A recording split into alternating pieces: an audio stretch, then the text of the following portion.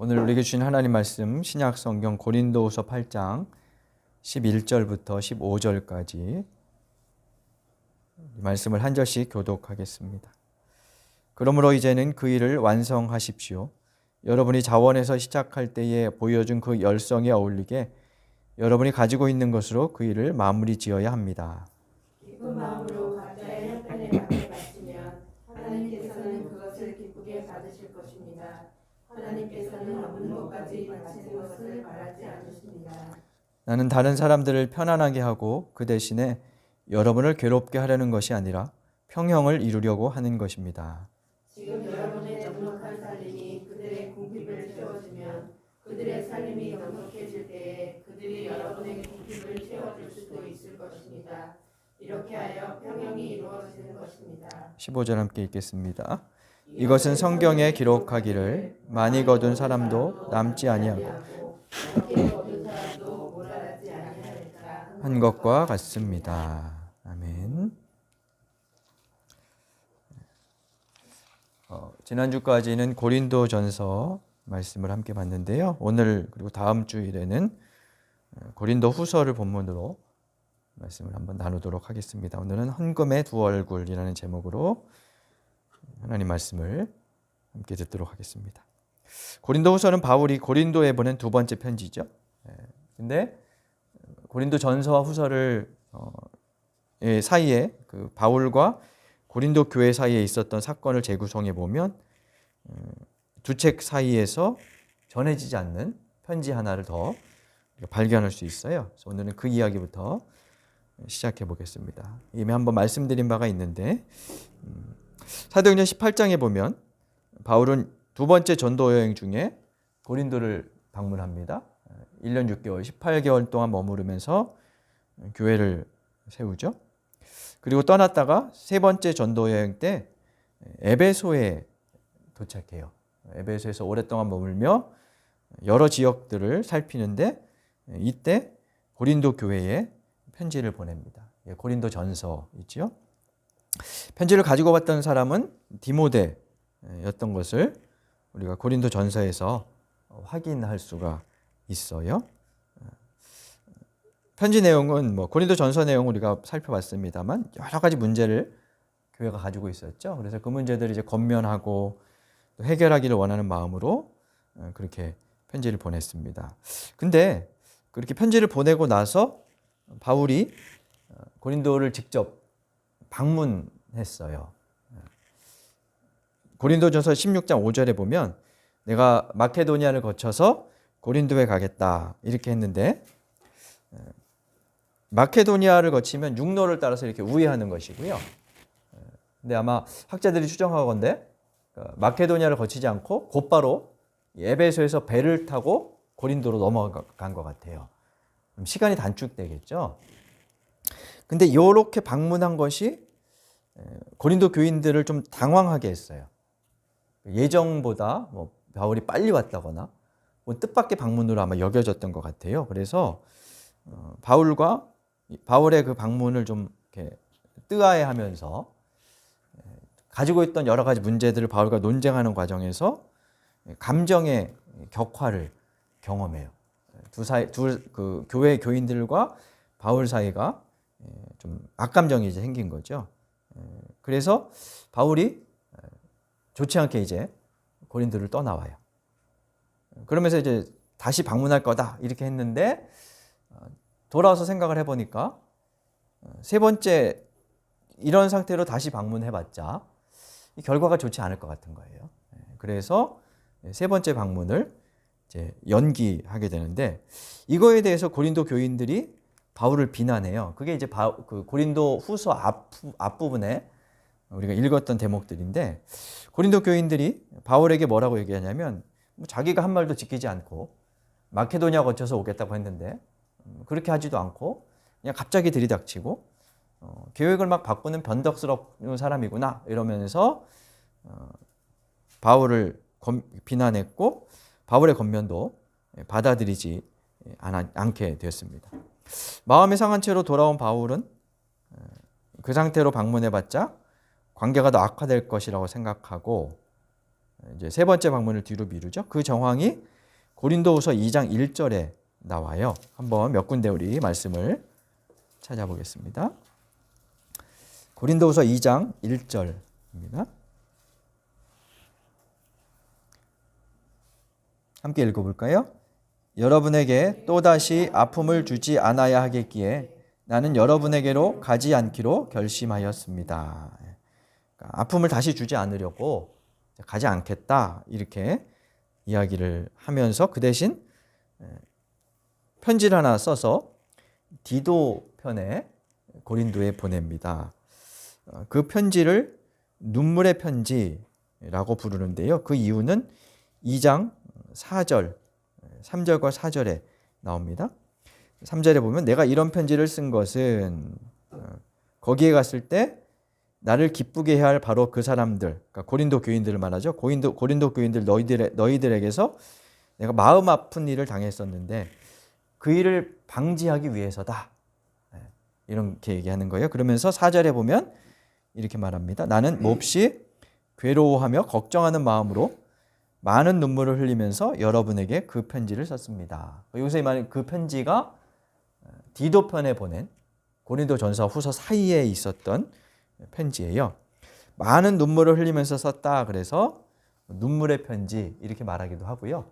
감정이 격해져 있었으니까 아마 표현도 좀 다소 과격했을 수 있을 것 같아요.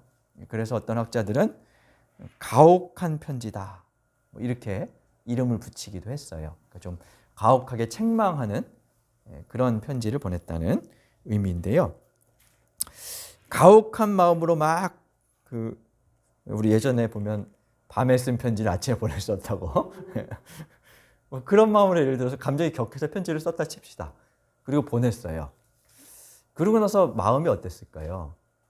이 바울도 이 마음이 편치가 않았던 거예요. 그런 편지를 보내긴 했는데 너무 내가 지나치게 말했나? 아마 이런 생각을 이제 했던 것 같아요. 그래서 편지를 보내고 노심초사 디도가 돌아오기를 기다리게 되죠. 근데 그렇게 기다리다가 못해서 직접 디도를 만나기 위해서 에베소에서 이제 길을 떠나요.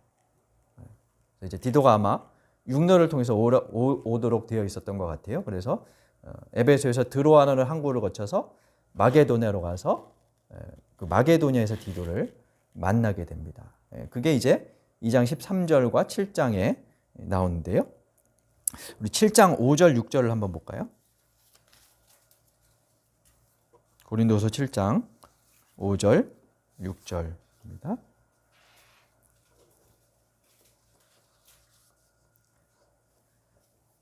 같이 한번 읽어보겠습니다.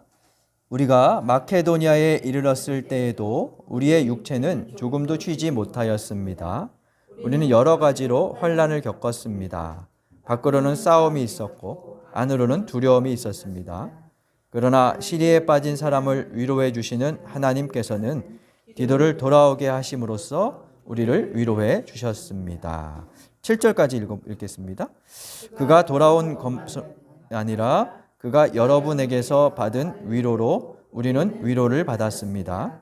여러분이 나를 그리워하고 내게 잘못한 일을 뉘우치고 또 나를 열렬히 변호한다는 소식을 그가 전해줄 때에 나는 더욱더 기뻐하였습니다.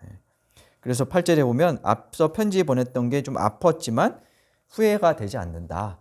일이 해결됐기 때문이다. 이제 이렇게 말하는 건데요. 그 눈물의 편지를 받은 고린도 교인들이 아마 편지를 받고 이제 회개를 한 것 같아요. 그래서 5절에 보면 이제 바울이 마케도니아까지 가서 디도를 만났다 이렇게 얘기하는데 거기 보니까 육체는 쉬지 못하고 환난을 겪었다 이렇게 말하죠. 이 마케도니아는 빌립보와 데살로니가 교회가 있던 지역인데 아마도 거기에서 소요가 있었던 것 같아요. 소유에 시달리면서 바울이 고초를 겪었어요. 그러던 차에 디도가 돌아와서 위로를 받게 되는데 그것은 디도가 전해준 소식 때문이었죠. 고린도 교인들이 잘못을 뉘우쳤고 바울을 그리워하고 있고 바울을 변호하고 있다. 그래서 마음이 기쁘다 이렇게 말합니다. 그리고 나서 이 기쁜 마음을 담아서 쓴 편지가 고린도 후서예요. 물론 여기에도 기쁨이 온전히 담겨 있다기보다는 여러 가지 정황들이 또 따로 다시 있긴 합니다만, 아무튼 그렇게 좀 마음이 누그러진 상태에서 고린도 후서를 보내게 됩니다. 고린도 전서를 보내고 나서 한 1년쯤 지났을 때 두 번째 고린도 후서를 보냈을 것으로 그렇게 이제 추정을 합니다. 지도를 잠깐 보면요. 뭐 좀 작아서 지도가 가운데 이제 빨간 화살 표시가 있는 데가 에베소이고요. 지금의 터키 지역이죠. 그리고 거기서 이제 배를 타고 직선거리로 가면 고린도가 나와요. 그래서 바울이 두 번째 방문할 때 이 항해로 간 것이고, 원래는 위로 북쪽으로 향해서 마케도니아를 지나서 가기로 했는데 그냥 직진해서 아마 좀 적잖게 고린도 교인들이 당황했을 것이다, 이렇게 이제 보는 거죠. 이제 이런 상황을 우리 고린도 전후서에서 확인해 볼 수 있습니다. 자, 고린도후서는 크게 두 가지 이유로 기록되었다고 추정을 하는데요. 첫 번째는 예루살렘을 위한 구제헌금을 모금하는 일이 그 당시에 있었는데, 그 모금에 고린도 교인들이 참여를 하도록 독려하기 위한 거였어요. 그게 이제 고린도서 8장과 9장에 나와 있고요. 두 번째는 고린도 교인들이 많이 회개했지만 아직 회개하지 않은 사람들이 있었는데요. 그들에게 다시 한번 회개를 격려하고, 그리고 또 한 가지는 그 즈음에 고린도 교회에 또 다른 문제가 하나 생겨요. 그건 뭐냐면 바울을 반대하는 거짓 사도들, 이렇게 표현하는데, 이 사람들이 고린도에 와서 바울의 사도직을 의심하며 공격하는, 그러니까 비난하는 발언을 했어요. 그래서 사람들이 많이 흔들렸던 모양이에요. 그래서 이 부분은 이제 다음 주에 우리가 함께 살펴보려고 하는데요. 바울의 사도성을 의심한다는 얘기는 그가 전한 메시지까지 흔들린다는 뜻입니다. 그래서 바울은 자기를 변호할 필요를 느끼죠. 그래서 고린도후서는 1장부터 7장 그리고 10장부터 13장까지 길게 바울이 자기를 변호하는 대목이 많이 기록이 되고 있어요. 오늘의 첫 번째 목적, 예루살렘을 위한 구제헌금 모금과 우리의 헌금에 대한 말씀을 한번 나눠보도록 하겠습니다. 예루살렘을 위한 구제헌금 모금 배경은 사도행전 11장에서 확인할 수 있습니다. 11장 28절과 29절에 보면 아가보라는 사람이 예언을 하나 합니다. 예루살렘과 그 지역에 흉년이 크게 될 것이다, 이런 예언을 하고, 그 예언이 클라우디우스 황제 때 이루어졌다라고 보도하는데요. 예루살렘에 흉년이 들자 여러 교회들이 마음을 모아서 유대에 사는 신도들, 예루살렘 인근의 신도들에게 구제금을 보내기로 결정을 합니다. 이 글라우디오 황제는 주 41년부터 54년까지 즉위했는데, 그 기간 중에 아마 기근이 들었던 것 같아요. 그래서 여러 교회들이 이 구제헌금 모금에 합의하고 동참했고요. 바울은 특히 본인이 이제 전도했던 여러 교회들의 그 일을 이제 주도적으로 하게 됐죠. 그래서 마케도니아, 고린도 교회가 있던 아가야, 또 갈라디아의 여러 교회들의 구제헌금에 대해서 독려하고 그것을 모아서 예루살렘에 가려고 하는 그런 계획을 가지고 있었어요. 로마서를 한번 찾아볼까요? 고린도 후서 전서 앞에 로마서 15장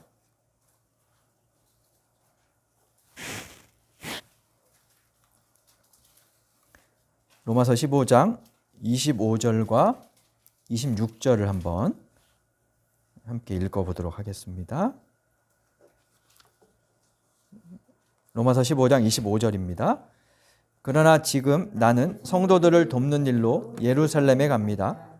마케도니아와 아가야 사람들이 기쁜 마음으로 예루살렘에 사는 성도들 가운데 가난한 사람들에게 보낼 구제금을 마련하였기 때문입니다. 이 로마서는 고린도 후서보다 늦게 썼어요. 그러니까 지금 요 대목은 어느 정도 구제금 모금이 끝나고 나서 바울이 이제 모아서 예루살렘에 간다 이렇게 지금 얘기하고 있는 건데요. 여기 보면 마케도니아는 이제 빌립보 쪽, 그리고 아가야 사람들은 고린도 교인들을 말해요. 그 사람들에게서 구제금을 모아 이제 예루살렘에 가려고 하는데 가기 전에 쓴 편지가 로마서입니다. 나중에 이제 로마서는 더 좀 자세히 보도록 하고요. 근데 여러 지역에서 이제 헌금을 모금하는 가운데 고린도 교회가 구제금을 내기로 약속을 했는데 이게 중단돼 버렸어요. 왜냐하면 바울과 감정이 격화됐었잖아요. 좀 관계가 악화되어 있으니까 아마 헌금 모금하는 일을 중단하고 있었던 것 같아요. 그래서 이제 그 갈등이 해결됐으니까 고린도후서 8장과 9장에서 다시 모금을 시작하도록 권면하는 내용이 그 고린도후서 8장 9장의 바울의 이야기입니다. 오늘 읽었던 본문으로 다시 돌아가서요. 고린도후서 8장 11절을 보겠습니다.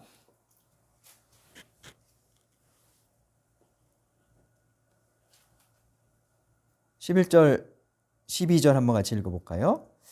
그러므로 이제는 그 일을 완성하십시오. 여러분이 자원에서 시작할 때에 보여준 그 열성에 어울리게 여러분이 가지고 있는 것으로 그 일을 마무리 지어야 합니다.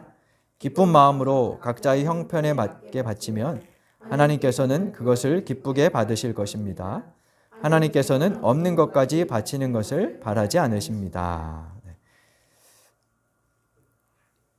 11절 처음에 보면 이제 그 일을 완성하십시오 이렇게 말하죠. 그러니까 앞에 약속했던 거 그거 완성해라 뭐 그렇게 얘기하면서 여기서 바울은 헌금에 대한 원칙을 크게 두 가지 이야기합니다. 여기서 헌금은 우리가 일반적으로 드리는 교회 안에서 드리는 일반적인 헌금은 사실 아니에요. 특별한 상황을 염두하고 하는 이제 구제 모금의 형태이긴 한데요. 그래도 헌금에 관한 일반적인 원리들을 좀 이제 우리가 뽑아낼 수는 있을 건데요. 첫 번째는 자발성이죠. 11절에 보면 여러분이 자원에서 시작했고 12절에 보면 기쁜 마음으로 각자의 형편에 맞게 바쳐라 이렇게 말하고 있습니다. 억지로 드리고 또 얼떨결에 남들의 눈치 봐서 드리기보다 미리 준비해서 자발적인 의지를 담아 기쁨으로 드려라. 그게 헌금의 온전한 의미가 있는 것이다. 이렇게 말하는 것이죠. 두 번째는 균등성은 평형의 원칙이라고 말할 수 있습니다. 13절부터 15절이 그것을 이야기하는데요.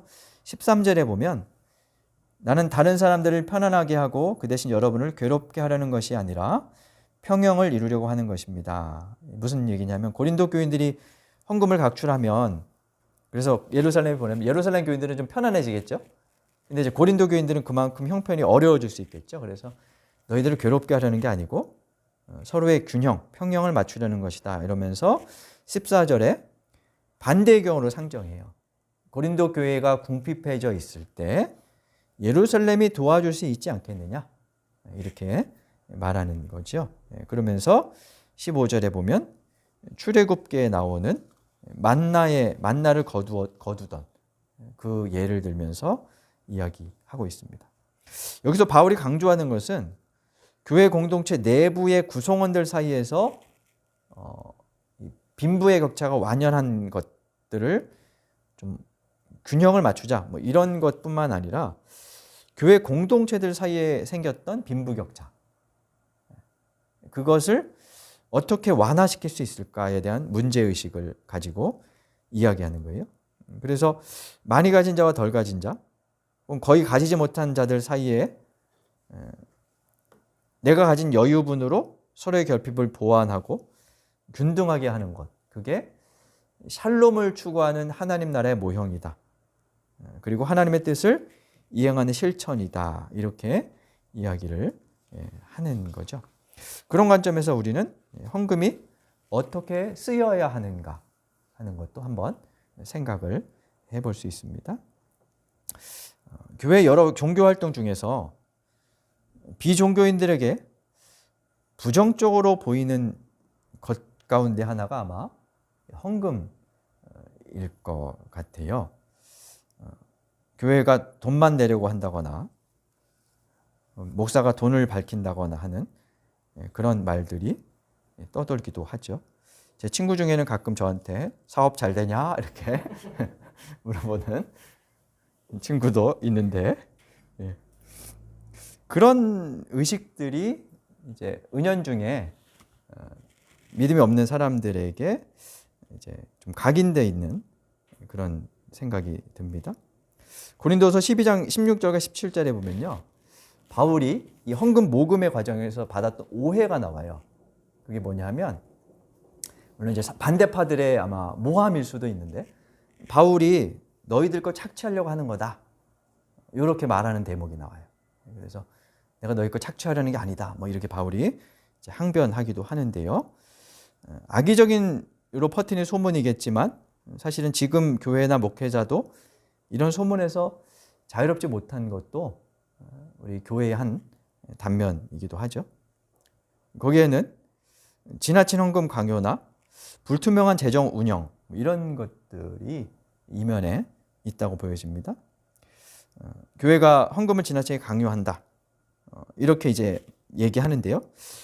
그런 현상 중에는 정말 현금을 강요하는 것도 있고 그렇지 않은 것도 있어요. 그렇지 않은 것은, 그러니까 전자는 목회자가 실제로 현금을 강요하면 이제 교인들이 그렇게 느끼는 거죠. 그런 것도 있고요.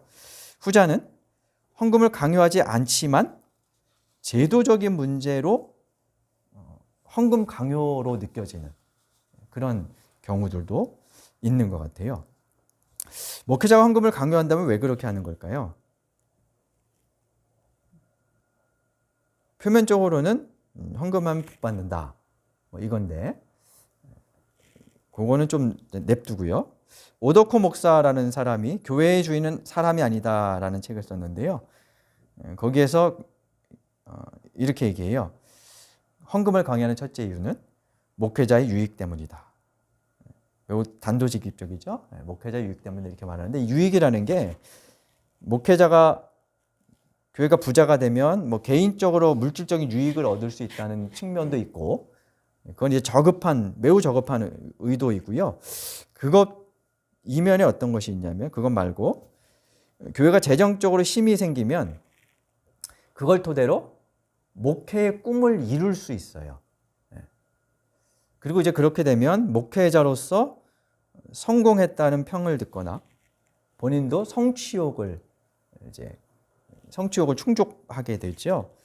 그리고 대외적으로도 교회를 이제 평가하는 여러 기준 중에 교인 수, 교회 재정, 이런 것들이 있어서 목회 성공 여부를 인정받게 되죠. 그래서 자기 만족이라는 심리적인 유익, 이런 것들도 아마 거기에 내포되어 있을 것이다 라고 매우 좀 가혹하게 비판을 하지요. 두 번째는 교인들이 복받게 하기 위해서 헌금을 강요하기도 한다, 이렇게 말하는데요. 이 말이 맞기도 하고 틀리기도 해요. 복받게 하기 위해서 헌금을 왜 강요할까? 뭐 이런 생각도 하면서, 그래도 그렇게 하면 또 어느 경우에는 뭔가 더 좀 일이 잘 되는 것 같은 뭐 그런 현상도 있기 때문인데요.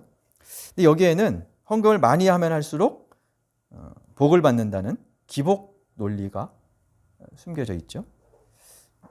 그리고 실제로 교인들 중에도 복 받으려면 헌금을 많이 해야 한다 하는 사람들도 있어요. 그런 생각이 형성되기까지는 목회자들의 가르침이 상당히 영향을 미친 것이 사실이죠. 그러니까 헌금을 교육하고 강조하는 것은 필요한데, 그러다 보니까 이게 강요로 가서 성공과 부에 대한 욕구를 자극하는 수단이 된 거죠. 그래서 이런 경우에는 모든 신자들이 사실은 바른 자세로 헌금하기가 쉽지가 않아요. 강요된 듯한 느낌을 받으면 이미 교회 전체의 분위기나 체면 때문에 뭔가 비자발적인 마음이 생기게 되고 헌금의 순수성이 훼손될 수 있기 때문이죠. 그래서 신자들을 위한다는 명목으로 헌금을 강요하는 것도 그리 바람직하지는 않은 것 같습니다. 한편 이제 헌금이 강요되지 않음에도 불구하고 제도적인 문제로 강요처럼 느껴지는 경우도 있어요. 제도적인 문제는 헌금을 거두고 공개하는 방식인 것 같아요. 헌금을 거두는 방식을 보통 바구니를 돌리거나 입구에 비치는 함에 넣는 거죠.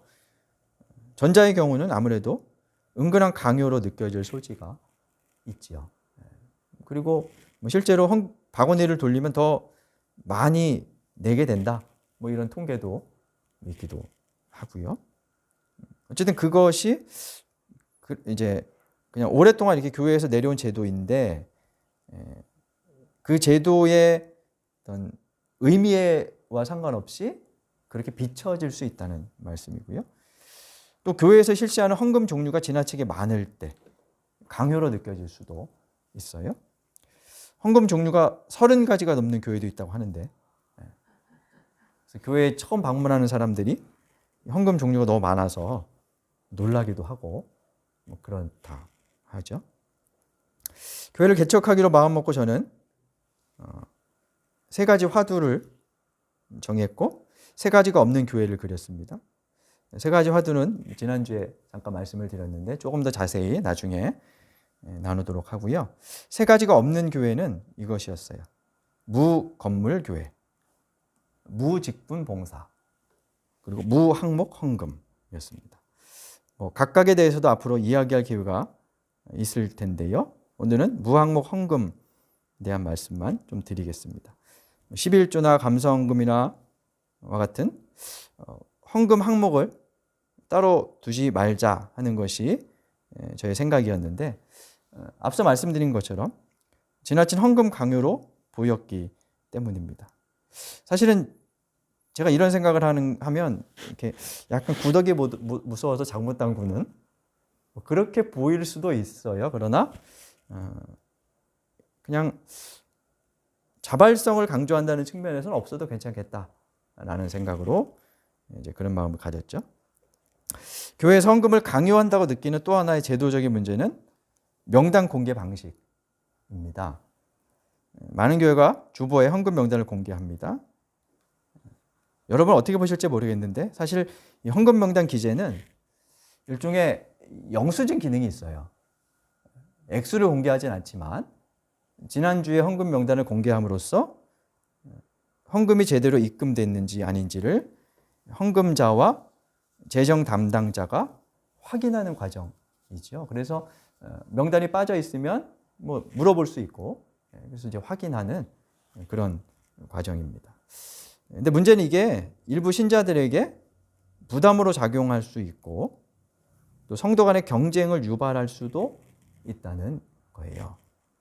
요즘엔 그런 일이 없지만 아주 예전에 어떤 교회들은 헌금 액수로 명단을 쓰기도 했었어요. 많은 순서대로 이렇게. 실제로 그런 교회가 있었어요. 어떤 교인은 내가 1번이 되기 위해서 확 노력하는 그런 경우도 있었죠.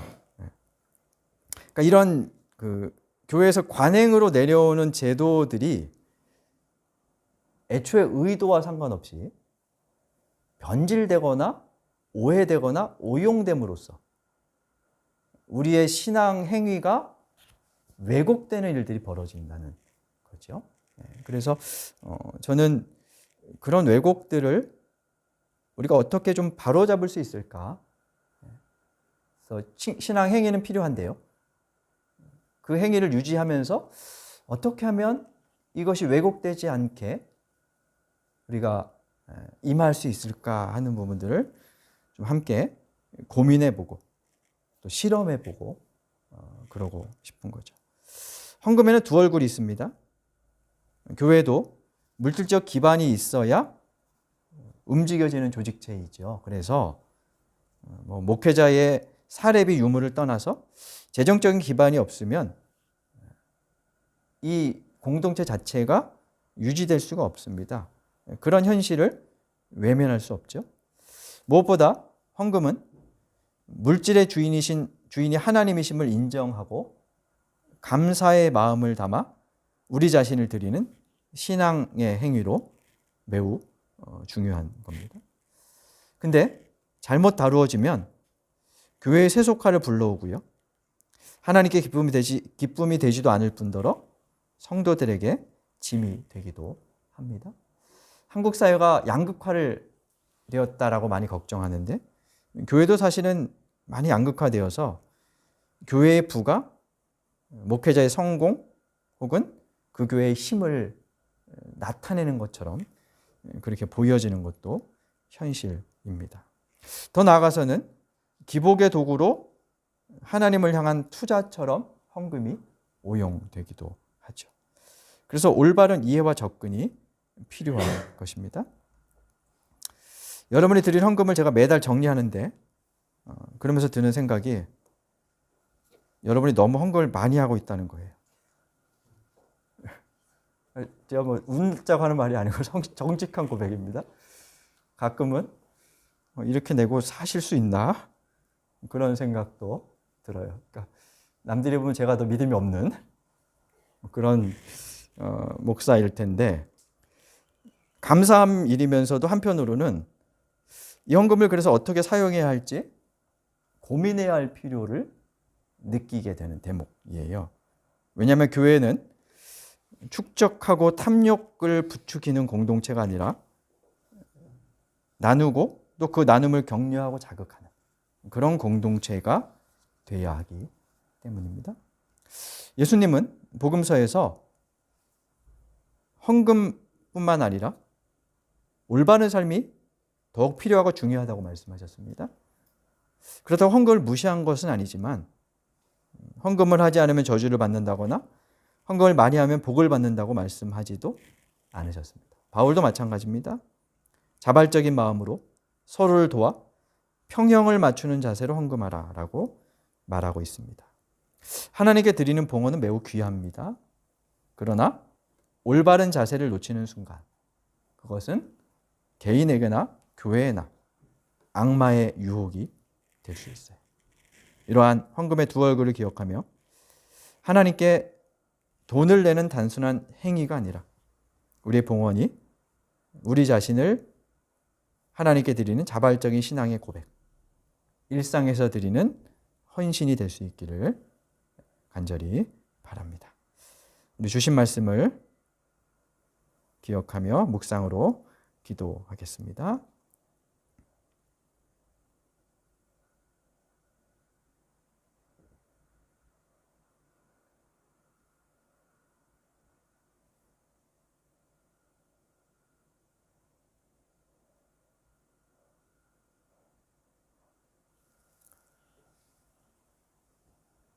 하나님, 저희의 봉헌이 하나님께 무엇을 얻어내기 위한 투자가 아니라 감사로 드리는 삶의 고백이 되게 하여 주옵소서. 저희들이 그렇게 봉헌하여 모은 헌금을 하나님의 뜻을 헤아리며 사용할 수 있도록 저희에게 지혜를 더하여 주옵소서. 예수님 이름으로 기도드립니다. 아멘.